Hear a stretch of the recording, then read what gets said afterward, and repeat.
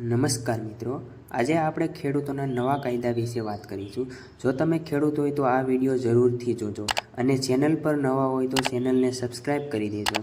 આગળ વાત કરીએ મિત્રો, ખેડૂત મિત્રોએ વાત તમને ખબર હશે, પરિવારમાં દાદા, પિતા કે પરદાદા ખેડૂત હોય તો તેના પરિવારના સભ્યો જ ખેડૂત ગણાય છે, એટલે કે માત્ર વારસાઈથી જ ખેડૂત થઈ શકાય છે, જેના માટે તેમની પાસે જૂની કે નવી શરતની જમીન હોવી જોઈએ। એ સિવાયના અન્ય કોઈ લોકો ખેડૂત બની શકતા નથી। મહારાષ્ટ્ર અને ગુજરાતમાં ગણોત ધારાનો કડક કાયદો છે, જ્યારે દેશના અન્ય રાજ્યોમાં આ કાયદો છે, પરંતુ એટલો બધો કડક નથી। મોટા ભાગના રાજ્યોમાં ગણોત ધારાનો કાયદો ખૂબ જ સરળ છે, કોઈ મોટી ગૂંચવણો નથી, ઘણી છૂટછાટો મળે છે। હાલમાં કોઈ પણ વ્યક્તિ સરળતાથી ખેડૂત બની શકતો નથી। આગળ વાત કરીએ, ગુજરાતમાં જમીનોના ભાવો વધારે હોવાથી આ કાયદો વ્યાપક છે, કારણ કે કોઈ પણ વ્યક્તિ એક સાથે 1000 એકર જમીનનો માલિક બની શકે છે। હવે એ શક્ય બની શકે છે। ગુજરાત સરકાર ગણોત ધારા કાયદામાં ફેરફાર કરવા જઈ રહી છે, જેને પગલે કોઈ પણ ગુજરાતી ખેડૂત ન હોવા છતાં જમીન ખરીદી શકશે। આ માટે એક કમિટી પણ બનાવાઈ છે, જે તેનો રિપોર્ટ થોડા દિવસમાં સરકારને સોંપશે।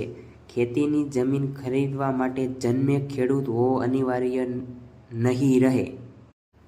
આગળ વાત કરીએ, ગુજરાતમાં સરકારે કોઈ પણ વ્યક્તિ ગુજરાતમાં જમીન ખરીદી શકે એ માટે ગણોત ધારાના કાયદામાં સુધારા કરવાનો નિર્ણય લીધો છે, જે માટે એક કમિટી બનાવી પણ છે।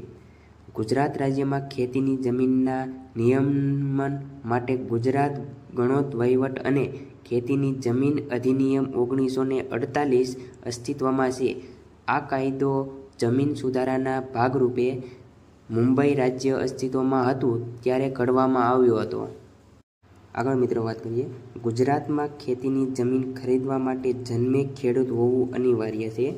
આ પરિસ્થિતિને કારણે ટાઉન પ્લાનિંગ, ઔદ્યોગિક વિકાસ કે અન્ય બિનખેતી વિષયક પ્રવૃત્તિ માટે બિનખેડૂત ઉદ્યમીને કલમ 63AA અને 65ખ હેઠળ પ્રક્રિયા અનુસરીને ખેતીની જમીન ખરીદી તેને બિનખેતીમાં રૂપાંતર કરાવવી પડે છે, જેમાં લાંબો સમય વ્યતીત થાય છે। જેના નિવારણ માટે ગુજરાત સરકાર આગામી ટૂંક સમયમાં જ્યાં શહેરી વિકાસ કે ઔદ્યોગિક વિકાસ માટે ટાઉન પ્લાનિંગ ઝોનિંગનો ઇરાદો જાહેર થયો હોય ત્યાં બિનખેડૂત વ્યક્તિ સીધી જ ખેતીની જમીન ખરીદી શકે તે દિશામાં મહેસૂલી કાયદાઓમાં ફેરફાર કરવા આગળ વધી રહી છે। જો કે જમીન ખરીદનારને ખેડૂતનો દરજ્જો નહીં મળે અને જમીન ગઈ તો બિનખેડૂત બની જશે। આગળ વાત કરીએ, ગુજરાત રાજ્ય મુંબઈ રાજ્યમાંથી અલગ થવાથી આ કાયદો પણ અન્ય કાયદાઓની માફક અમલમાં છે।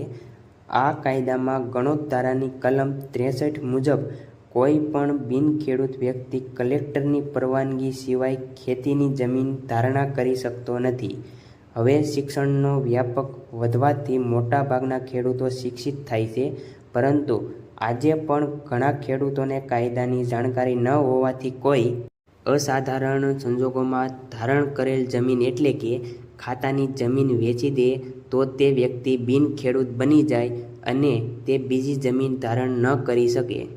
ખેડૂત મિત્રો, આ કાયદો ગુજરાતમાં આવવો જોઈએ કે નહીં, તમારા મત મુજબ તમે કોમેન્ટમાં જરૂર જણાવજો। જય હિન્દ, જય ભારત।